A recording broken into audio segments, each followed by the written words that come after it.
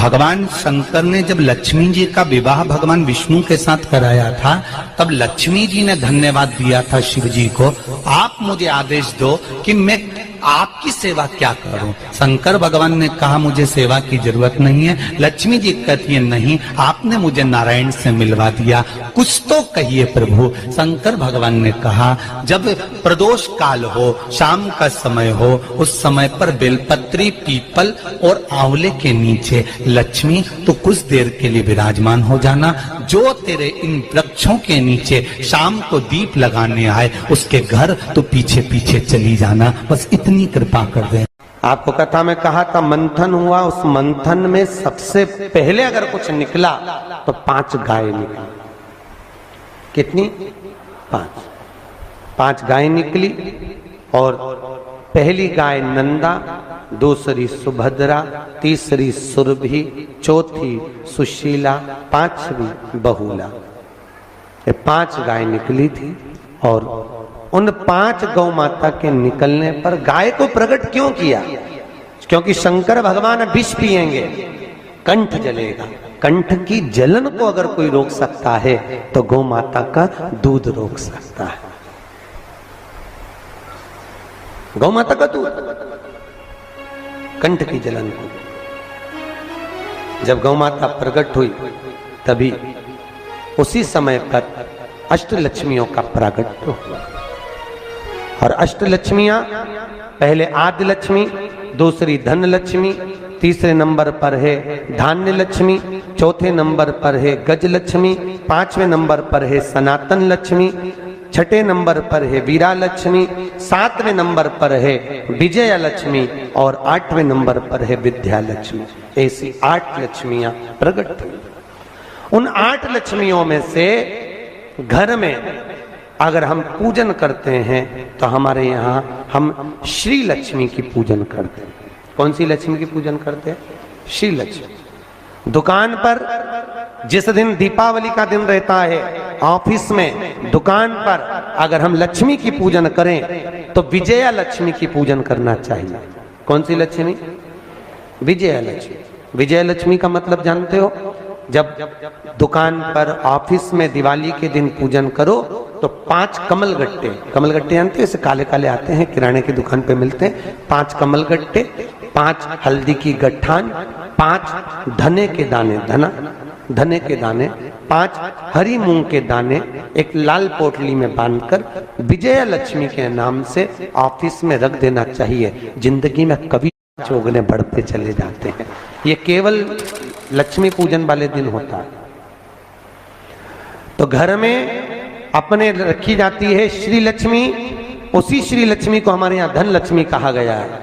और व्यापार व्यवसाय में रखी जाती है, जम के बोलो, विजया लक्ष्मी। बच्चों के रूम में दीपावली के दिन जो पूजन करी जाती है वो गज लक्ष्मी की करते हैं। कौन सी लक्ष्मी? गज लक्ष्मी। गज लक्ष्मी मतलब हाथी पर बैठी हुई। हाथी पर बैठी हुई लक्ष्मी से मतलब ये नहीं कि आप गजलक्ष्मी का फोटो लगा दो या गजलक्ष्मी का चित्र लाओ या मूर्ति लाओ। अपने को केवल एक पूजन के बाद में कुंकू की या हल्दी की या सिंदूर की बिंदी अपने बच्चों के पढ़ाई के रूप में गजलक्ष्मी के नाम की लगा देना चाहिए। गजलक्ष्मी मतलब उन्नति को देने वाली, हमारे बच्चे को विद्या प्रदान करने वाली, उत्तमता देने वाली होती है बच्चों के लिए। गजलक्ष्मी। हाँ, किसी व्यक्ति से धन लेना है, संपदा लेना है, वो नहीं दे रहा तो हमारे यहाँ सनातना लक्ष्मी का पूजन किया जाता है। कौन सी लक्ष्मी? सनातना लक्ष्मी। दीपावली के दिन लाल वस्त्र में या पीले वस्त्र में अपने घर के कोई भी 5 सिक्के मतलब एक एक के क्वाइन हो, 2-2 के क्वाइन हो, सिक्के मतलब क्वाइन, लेकर उसको हल्दी में लपेटकर जिस व्यक्ति से पैसा लेना है उसका नाम लेकर धागे से बांधकर कपड़े में उसको मात्र 22 दिन तक रख दो। सनातना लक्ष्मी अपनी लक्ष्मी को वापस खींच के ले आती है। घर की लक्ष्मी अपनी लक्ष्मी को खींच कर लाती है, उसको सनातना लक्ष्मी कहते हैं। ये दीपावली के दिन पूजी गए हुए लक्ष्मी धन को खींचने। और चुंबक देखिए, अरे बोलो तो, बच्चे लोग गंगा जी में ऐसे उसको बांध के, हमारे यहाँ यमुना गंगा में बच्चे धागे में बांध के लटकाते हैं। क्यों लटकाते हैं? उसमें क्या चिपकता है? पैसे चिपक जाते हैं। जो चुंबक तत्व से जुड़ा हुआ है वो चिपक के आ जाता है। सनातना लक्ष्मी अपनी लक्ष्मी को खींचकर वापस बुला ले, घर की लक्ष्मी, ऐसी सनातन अष्टलक्ष्मी। सनातन लक्ष्मी आनंद सुख देने वाली है। उसी तरह जब व्यक्ति के जीवन में बहुत ज्यादा कोई रोग उत्पन्न हो गया हो, बहुत बड़ी बीमारी हो गई हो, डॉक्टर बोल रहे हो कि इसका बचना मुश्किल है, ये अब बहुत ज्यादा तकलीफ में है और आप चाहते हो कि इसको रहना चाहिए, समय इसका निकलना चाहिए, तो वीरा लक्ष्मी की पूजन की जाती है। कौन सी लक्ष्मी? वीरा लक्ष्मी। वीरा लक्ष्मी कैसे पूजते हैं? कहते हैं नीम की 5 पत्ती। कितनी पत्ती? नीम की 5 पत्ती, 1 कमलगट्टा पानी के कलश में डालकर रात भर बीमार व्यक्ति के पास में रख दीजिए। वीरा लक्ष्मी के नाम से 7 बार उतार कर नीम के पेड़ के नीचे से डाल दीजिए। उस व्यक्ति को कष्ट नहीं होता और वो धीरे धीरे स्वस्थ होना चालू हो जाता है। अगर कोई बड़ी बीमारी है तो भी, कैंसर जैसी बीमारी में भी इसको प्रयोग कर सकते। वीरा लक्ष्मी। बोल लक्ष्मी महारानी की। लक्ष्मी सबसे ज्यादा प्रसन्न कौन से दिन होती है? जम के बोलिए जरा। शुक्रवार। तो शुक्रवार को लक्ष्मी सबसे ज्यादा प्रसन्न क्यों होती है? उसका प्रसन्न होने का कारण क्या था? लक्ष्मी जी के 2 भाई थे, दोनों की शादी नहीं हो रही थी, दाता और विधाता, दोनों का विवाह नहीं हो रहा। और दाता विधाता के लिए लक्ष्मी बड़ी परेशान थी। रोज नारायण से कहती थी, प्रभु कुछ कृपा करिए, दाता विधाता का विवाह नहीं हो रहा, उम्र होती चली जा रही, इनका कुछ करिए प्रभु, आप नारायण आप कुछ तो कर सकते हो। भगवान नारायण ने तब लक्ष्मी से कहा, एक काम करो, बेलपत्री के पेड़ के नीचे बैठकर लक्ष्मी तुम अनुष्ठान करो तुम्हारे भाइयों के विवाह के लिए। इसलिए आज भी हमारे हिंदू धर्म की रीति है कि बेलपत्री के पेड़ के नीचे शाम के समय लक्ष्मी का वासा होता है। इसलिए लोग इस बेलपत्री के पेड़ के नीचे तुम्हारा रात्रि को, शाम को 6 बजे से लेकर रात्रि को 8 बजे तक तुम्हारा निवास होगा। जैसे पीपल के पेड़ में देवताओं का निवास, आपको आप लोगों ने यदि पद्म पुराण पढ़ी होगी या सुनी होगी तो उसमें स्पष्ट कहा है। पीपल के वृक्ष की गणना ध्यान देना, पीपल के वृक्ष में सुबह 4 बजे से लेकर 7 बजे तक ब्रह्मा जी का वासा होता है। पीपल के वृक्ष में सुबह 7 बजे तक ब्रह्मा जी का वासा, 7 बजे से लेकर 10:30 बजे तक पीपल के वृक्ष में भगवान विष्णु का वासा होता है। कितनी बजे तक? 10:30। 10:30 से लेकर 11:30 12 बजे तक पीपल के वृक्ष में पितरों का वासा होता है। इसलिए हमारे यहाँ पितरों को श्राद्ध पक्ष में जो भोजन कराया जाता है वो 10:30 से 12 के बीच में कराया जाता है।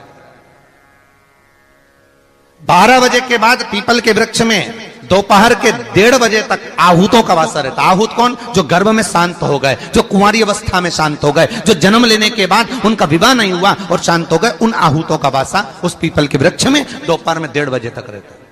उसके बाद में प्रेतों का वासा चालू होता है। इसलिए दोपहर के समय पीपल के पेड़ की परिक्रमा नहीं होती। फिर शाम को 4 बजे से 7 बजे तक पीपल के वृक्ष में शंकर जी का वासा होता है। इसलिए शाम के समय पीपल की परिक्रमा नहीं होती। 7 बजे के बाद में पीपल के वृक्ष में रात्रि को 9 बजे तक कुबेर का वासा होता है। फिर 9 बजे के बाद में प्रेतवास चालू होता है पीपल के वृक्ष में। उसी तरह बेलपत्री का जो वृक्ष है, उस बेलपत्री के वृक्ष के नीचे रात्रि को 8 बजे से लेकर 12 बजे तक बेलपत्री के पेड़ के नीचे कुबेर का निवास होता है। महाराज, कुबेर का निवास। प्रयास करा करो इसी बेलपत्री के पेड़ के नीचे हम दीप लगाएं, घी का दीप। यदि संपदा की कमी हो तो, अगर भगवान ने खूब संपदा दी है तो भले मत लगाओ, कोई दिक्कत। महामृत्युंजय मंत्र का यदि आप जाप करते हो और आपको मालूम पड़ गया कि शरीर में मुझे ये रोग हो गया है, मुझे शुगर हो गया है, मुझे बीपी हो गया है, मेरा ब्लड प्रेशर ऊंचा नीचा रह रहा है, कोई भयंकर रोग, मेरे रिश्तेदार को कोई कैंसर जैसा रोग हो गया, किसी को कोई थायराइड हो गया, किसी को कोई किडनी और लीवर में सूजन हो गई, किसी को कहीं किडनी और लीवर में तकलीफ हो गई, तो शिव महापुराण की कथा कहती है, नवग्रह शिव महापुराण की कथा कहती है कि बेलपत्री के वृक्ष के नीचे महामृत्युंजय मंत्र का जाप जो शुक्रवार की शुक्रवार घी का दिया लगा कर करता है, उसके रोग बाबा देवाधिदेव महादेव समाप्त करते चले जाते हैं। ये संजीवनी मंत्र शुक्रवार के दिन भगवान शंकर को शुक्र को दिया था, इसलिए उसकी प्रधान